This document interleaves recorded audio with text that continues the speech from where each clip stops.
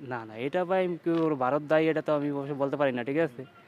বৃষ্টি অনেক বাংলাদেশে অনেক বৃষ্টি হইতে আছে, কারণ বৃষ্টি আমার মনে হয় ইন্ডিয়া এর জন্য দায়ী। তারা চাচ্ছে না যে বাংলাদেশের মানুষ স্বাভাবিক থাক, সুস্থ থাকুক। তারা চাচ্ছে যে বাংলাদেশকে ধ্বংস করার পথে এগিয়ে নিয়ে যাচ্ছে। আসলে এটার জন্য আমি কাউকে দায়ী করতে পারতেছি না, কারণ হইতেছে প্রকৃতি যেভাবে চলে ঠিক সেইভাবেই বাঁধ খুলে দেয় এখন। আসলে বিষয়গুলা যদি আমি নেগেটিভলি দেখি যে হ্যাঁ, এটা আসলে ওদেরও তো সমস্যা হইতে পারে, ওদের সমস্যার ওদের সুবিধার কারণে পৃথিবীতে যেই যেটা করে তার নিজের সুবিধার জন্য করে, সবাই নিজের স্বার্থে। নিজের স্বার্থে করে। আমি যেটা বলতেছি মনে করেন যে আমি আমার মতো করে বলতেছি, আরেকজন এই একই কথা কিন্তু তার মতো করে বলবে, তখন কিন্তু কথাটা অন্যভাবে শোনা যাবে। কি বলবো আর, বন্যার জন্য ভাই ইন্ডিয়া পুরোপূর্ণ দায় চক্রান্ত শেখ হাসিনার। আর এখন যে আপনাদের বাংলাদেশের যে বন্যা, এর জন্য দায়ী কে? এর জন্য কি ভারত দায়ী? না, এটা ভাই কেউ ভারত দায়ী এটা তো আমি অবশ্য বলতে পারি না, ঠিক আছে? বৃষ্টি অনেক বাংলাদেশে অনেক বৃষ্টি হইতে আছে, কারণ বৃষ্টির কারণে সমস্যা হতে পারে। আবার শুনছি নাকি ইন্ডিয়ার বাঁধ ভেঙে গেছে, ওটার জন্য পানি হইতে পারে। মানে সঠিক বলতে পারি না আমি আসলে যেটা। কিন্তু বাংলাদেশে তো অনেক মানুষের ক্ষতি হয়ে গেছে, মানুষের ঘর বাড়ি সব ডেবে গেছে, অনেক কষ্ট আছে মানুষ। এখন যদি আমাদের যে প্রবাসী আছে সবাই যদি কিছু হেল্প করে আর কি, তার জন্য অনেক ভালো হবে আর কি। যে যা পারে, কেউ 100 রিয়াল 50 রিয়াল, যে যা সমর্থ যা আছে আর কি, দিলে অনেক ভালো হবে বাংলাদেশের জন্য আর কি। এটা আমার হিসাবে আর কি। আর আপনার হিসাবে কি সেটা আপনি বলতে পারেন? আর আপনার এই এরিয়াগুলো কি না, আমার এখানে আলহামদুলিল্লাহ ভালো, এখন পানি এখন বেশি একটা না, কম আমাদের এখানে। আপনার কোন এরিয়া? চাঁদপুর। চাঁদপুর। ওদের এই ক্ষয়ক্ষতি হয়েছে ওদের জন্য কি? ওদের জন্য তো ভাই আমাদের অনেক কষ্ট লাগে, কারণ যার গেছে সে বুঝে ভাই কীরকম লাগে, ঠিক আছে? এখন আমরা তো প্রবাসে আছি, আমরা বুঝতে পারি না, কিন্তু যার গেছে সে বুঝে। মানুষের আগুনে পোড়া গেলে মানুষের বসত বিটা থাকে, আর পানি গেলে তো একবারে সব, কথা ঠিক কিনা? তার কি ভাই, আমরা তো শুধু বলতে পারবো না, কিছু করার কিছু নেই আমাদের। আমার যা সমর্থ আছে আমি তা দিতে পারি, তা গেছে আমার হিসাবে আর কি। আপনাদের ওই যে বাংলাদেশে যে বন্যা হচ্ছে না, এটার জন্য দায়ী কে? এটার জন্য দায়ী শেখ হাসিনা। শেখ হাসিনা? জি, উনি ইন্ডিয়া যে মোদির সাথে আলাপ আলোচনা করে হয়তো উনি এটা করার জন্য বাংলাদেশকে দুর্ভিক্ষে ফেলে দিয়েছে।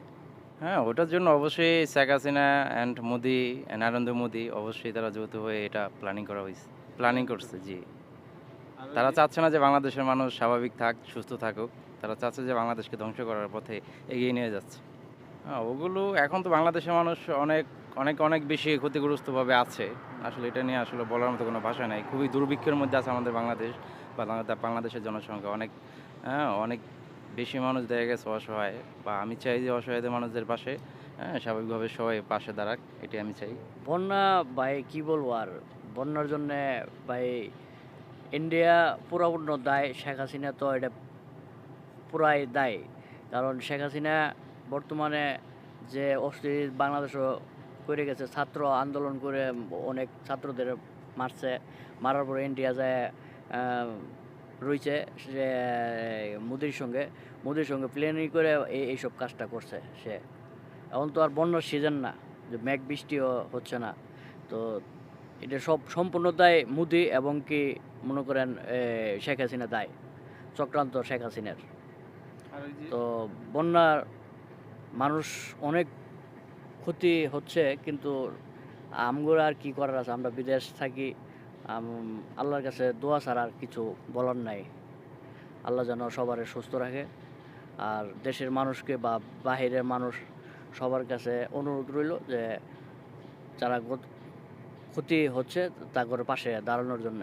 ইন্ডিয়া তো এটা চক্রান্ত করে গেট খুলে দিয়েছে, মোদি বা শেখ হাসিনা পুরাপূর্ণ, শেখ হাসিনা মোদি এটা সম্পূর্ণ দায়, তারাই দায়। এটা তো প্ল্যানিংভাবে মানে ষড়যন্ত্রভাবে এই কাজটা করছে।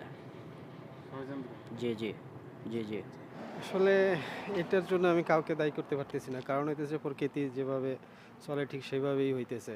হ্যাঁ, আর কিছু কিছু লোকজন এটা দায়ী করে যে ভারত সরকার এটা করছে।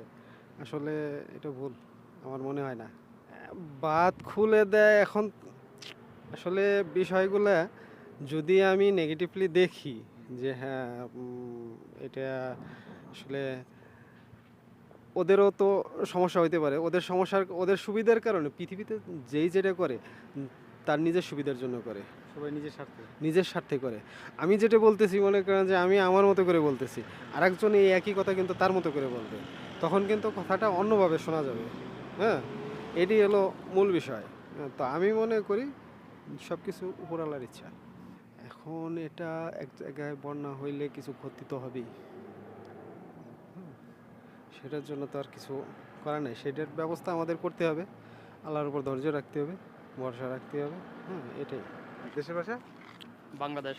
বাংলাদেশ। জি আপনাদের বাংলাদেশে যে এই যে বন্যা হচ্ছে না, জি। এটার জন্য দায়ী কে? আসলে সত্যি কথা বলতে কি, এটা তো আমরা আসলে দেশে থেকে জানতে পারতেছি না, অত বুঝতে পারতেছি না, কিন্তু আমাদের যে মতামত আছে আমার মনে হয় ইন্ডিয়া এর জন্য দায়ী। এর জন্য ইন্ডিয়া দায়ী। জি, এটার জন্য আমরা পরবর্তী পদক্ষেপ যে আমরা প্রবাসী যারা আছে আমরা মনে মনে মনে চিন্তা করতেছি যে প্রত্যেক মিলি বাংলাদেশ সহ যারা আছে প্রবাসী যারা আছে তারা যদি একটু হেল্প করে এরকম আরেকটা বাদ বাংলাদেশে অবশ্যই রেডি হওয়া সম্ভব। বাদ।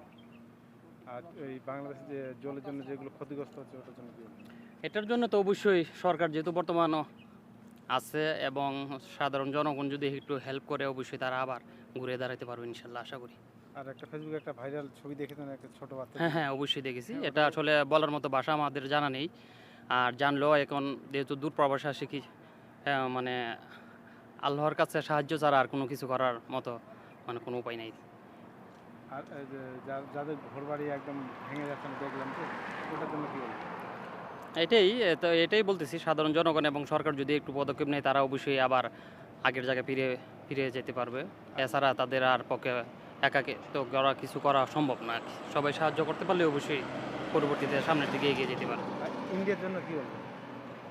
এটা আসলে আমাদের তো পার্শ্ববর্তী দেশ, আমরা তো তাদেরকে সবসময় আসলে নিজের মানে আপনই ভাবি। আর সত্যি কথা এখন বর্তমান পরিস্থিতিতে যেটা বোঝা যাইতেছে তাদের মানে আমরা যে রকম আত্মবিশ্বাস তাদের প্রতি ছিল এটা আমাদের মনে হয় এখন বর্তমানে তাদের প্রতি এই আত্মবিশ্বাসটা আমাদের নেই। নেই। সৌদি কদিন ধরে আছেন? না, মাত্র আসলাম, 1-2 মাস হবে। 1-2 মাস? নতুন? নতুন। আপনার জেলা? হবিগঞ্জ জেলা। হবিগঞ্জ। আপনার নাম? কাবেল আহমেদ। ঠিক আছে। Thank you. আসসালামু আলাইকুম। ওয়ালাইকুম।